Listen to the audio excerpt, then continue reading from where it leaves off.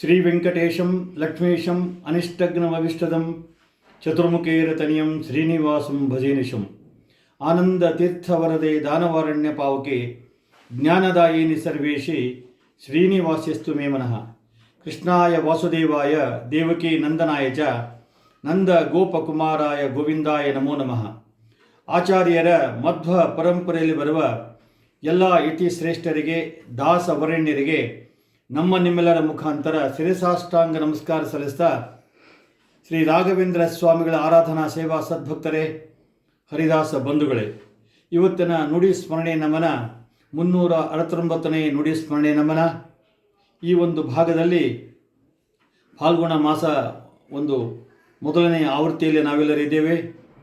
ಫಾಲ್ಗುಣ ಮಾಸ ಅಂದುಕೊಳ್ಳೆ ನಮಗೆ ನೆನಪಾಗುವುದು ಶ್ರೀ ರಾಘವೇಂದ್ರ ಸ್ವಾಮಿಗಳ ಪಟ್ಟಾಭಿಷೇಕದ ದಿನ.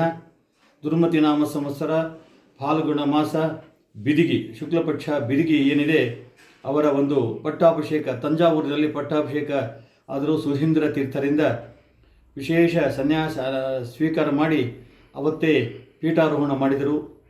ಇವತ್ತು ನಮಗೆ 15-16ನೇ ಶತಮಾನದಲ್ಲಿ ಕಲ್ಪತರು ಕಾಮಧೇನು ಅಂತ ಹೆಸರಿನಿಂದ ಖ್ಯಾತರಾದ ಶ್ರೀ ರಾಘವೇಂದ್ರ ಸ್ವಾಮಿಗಳ ಒಂದು ಜನನ, ಒಂದು ಅವತಾರ ಆಗಲಿಕ್ಕರೆ ಇವತ್ತು ಎಲ್ಲ ಯಾವ ಮಠಗಳು ಇರ್ತಾ ಇದ್ದಿಲ್ಲ. ಯಾಕಂತ ಹೇಳಿದ್ರೆ ಶ್ರಾದ್ದ ಪಕ್ಷ ಮಾಡಬೇಕಾದ್ರೆ ಮಠಗಳ ಒಂದು ಆಶ್ರಯ ಕೂಡ ಇದೆ. ಇವತ್ತು ರಾಯರ ಹೆಸರಿನಲ್ಲಿ ಸಾಕಷ್ಟು ಧಾರ್ಮಿಕ ಕಾರ್ಯಕ್ರಮಗಳು ಆಗ್ತಾಯಿವೆ ಅಂತ ಹೇಳಿದ್ರೆ ನಿಜವಾಗಲೂ ಶ್ರೀ ರಾಘವೇಂದ್ರ ಸ್ವಾಮಿಗಳ ಪ್ರತಿಯೊಬ್ಬರಿಗೆ ಮೇಲಿರ್ತಕ್ಕಂಥ ಕರುಣೆ, ಕಟಾಕ್ಷ, ಒಂದು ಕೃಪಾ ದೃಷ್ಟಿ ಏನಿದೆ, ನಿಜವಾಗಲೂ ರಾಯರ ಸ್ಮರಣೆ ಮಾಡಿದರೆ ಸಾಕು ನಮಗೆ ಎಂಥ ಆಪತ್ಕಾಲ ಬಂದದ, ಸಮಸ್ಯೆ ಬಂದದಂತ ಹೇಳಿದ್ರೆ ಶ್ರೀ ರಾಘವೇಂದ್ರಾಯ ನಮ ಇತ್ಯಕ್ಷಾಕ್ಷರ ಅಂಥೇಳಿ ಒಂದು 8 ಅಕ್ಷರ ಇರತಕ್ಕಂಥ ಮಂತ್ರವನ್ನು ನಾವು ಕೇವಲ ಅಂದುಬಿಟ್ರೆ ಸಾಕು, ನಮಗೆ ಬಂದಿರತಕ್ಕಂಥ ಸಮಸ್ಯೆಗಳು ನಮಗೆ ಗೊತ್ತಾಗದಂತೆ ನಿವಾರಣೆ. ನನಗೆ ಸಾಕಷ್ಟು ಸಂದರ್ಭದಲ್ಲಿ ರಾಯರ ಕೈ ಹಿಡಿದು ನಡೆಸಿದ್ದಾರೆ. ನಿಜವಾಗಲೂ ರಾಯರ ಸ್ಮರಣೆ ಮಾಡದಿದ್ದರೆ ನಿಜವಾಗಲೂ ಪ್ರತಿನಿತ್ಯ ರಾಯರ ಸ್ಮರಣೆ, ರಾಯರ ಒಂದು ದೃಷ್ಟಿ ನಮ್ಮ ಮೇಲೆ ಬಿದ್ದರೆ ಸಾಕು, ನಾವೆಲ್ಲರೂ ಉದ್ಧಾರ ಆಗ್ತಾ ಇದ್ದೇವೆ.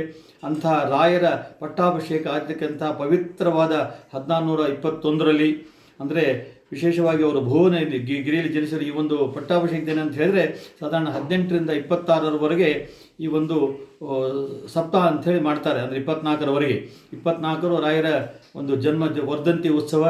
ಆ ವರ್ಧಂತಿ ಉತ್ಸವಕ್ಕೆ ಅದು ಕೊನೆಯಾಗ್ತದೆ ಅಂತ ಹೇಳಿದ್ರೆ ಇದು ಒಂದು ಪರ್ವಕಾಲ. ಈ ಒಂದು 7 ದಿನಗಳ ಕಾಲ ಈ ಇಡೀ ಕೇವಲ ನಮ್ಮ ಭಾರತದ ಪರದೇಶದಲ್ಲಿ ಕೂಡ ಈ ಒಂದು ಕಾರ್ಯಕ್ರಮ ಬಹಳ ವೈಭವದಿಂದ ಮಾಡ್ತಾರೆ.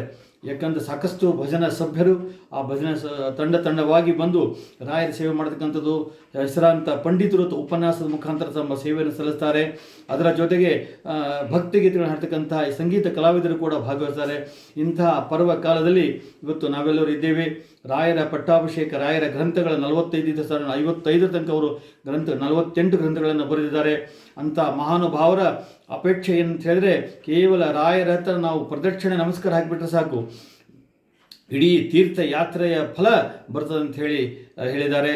ಅಂಥ ಒಂದು ಭಾಗದಲ್ಲಿ ಯಾಕಂದರೆ ಅಲ್ಲಿ ನಾವು ಮಂತ್ರಾಲಯಕ್ಕೆ ಹೋದಾಗ ಪಕ್ಕದಲ್ಲೇ ವಾದೇಂದ್ರ ತೀರ್ಥರ ಒಂದು ವೃಂದಾವನ ಕೂಡ ಇದೆ. ಅಂದರೆ ರಾಯರಿಗೆ ನಾವೇನು ಸೇವೆ ಮಾಡ್ತೀವಿ ಅದನ್ನು ಕೌಂಟ್ ಮಾಡಿ ರಾಯರಿಗೆ ಅರ್ಪಣೆ ಮಾಡೋರು ವಾದೇಂದ್ರ ತೀರ್ಥರ ಶ್ರೀಪಾದಂಗಳವರು. ಅಂಥ ಮಹಾನುಭಾವರ ಒಂದು ಅನುಗ್ರಹ, ರಾಯರ ಅನುಗ್ರಹ ಪ್ರತಿಯೊಬ್ಬರು ಆಗಲಿ. ಪಟ್ಟಾಭಿಷೇಕದ ದಿನ ಅವರ ಸ್ಮರಣೆಯನ್ನು ಮಾಡೋಣ.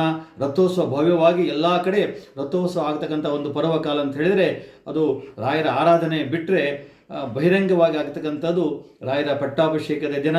ಅಂದರೆ ಸಾಧಾರಣ 405ನೇ ರಾಯರ ಪಟ್ಟಾಭಿಷೇಕ ದಿನದಲ್ಲಿ ನಾವೆಲ್ಲರೂ ಒಂದು ಪಾಲ್ಗೊಂಡು ಆ ಒಂದು ಭಾಗ್ಯದಲ್ಲಿ ಎಲ್ಲರೂ ಬಂದು ಪುಣ್ಯವನ್ನು ಸಂಪಾದನೆ ಮಾಡೋಣ ಅಂತ ಹೇಳ್ತಾ ಈ ಒಂದು ಭಾಗದಲ್ಲಿ ನಮಗೆ ಗುರು ಪ್ರಾಣೇಶದಾಸರ ಒಂದು ಆರಾಧನೆ ಕೂಡ ಬರ್ತಾ ಇದೆ.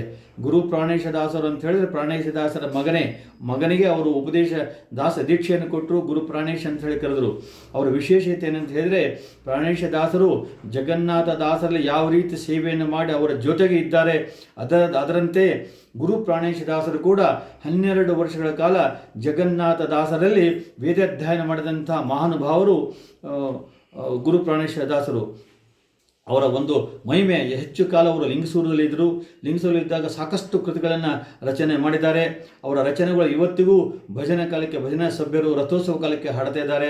ಅಂತಹ ಗುರು ಪ್ರಾಣೇಶದಾಸರ ಆರಾಧನೆ, ರಾಘವೇಂದ್ರ ಸ್ವಾಮಿಗಳ ಪಟ್ಟಾಭಿಷೇಕ ಒಂದು ಪರ್ವ ಕಾಲದಲ್ಲಿ ನಾವೆಲ್ಲರೂ ಇದ್ದೇವೆ.